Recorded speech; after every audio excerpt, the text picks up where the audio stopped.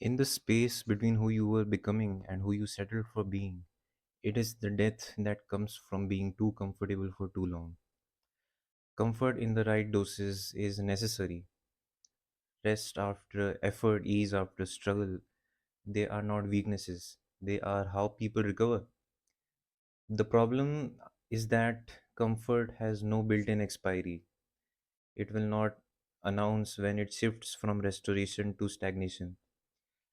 The comfort zone is seductive precisely because it feels like knowing yourself, knowing what you like, what you are good at, what you can manage, what you can handle.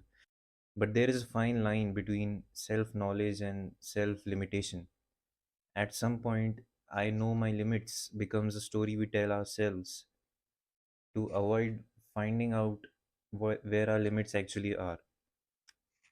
It's never visible unless you want it to be, and so it's no one else's problem but yours to solve. It's about what you have fought yourself over for, or have been inclined to think that things are good enough. What makes this particularly sad is that the comfortable life often looks from the outside like a decent one. Stable job, familiar routines, nothing seemingly wrong. But there's a difference between a life that is peaceful and one that is merely undisturbed. Peace is something you arrive at, and being undisturbed is something you arrange.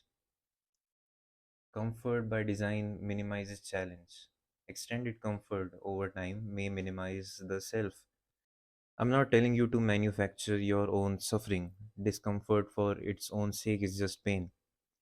What matters is the willingness to remain in motion, to keep asking whether the life you are living is one you have chosen or simply one you have not yet bothered to leave.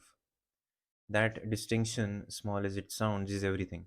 The poet Mary Oliver once asked what you plan to do with your one wild and precious life.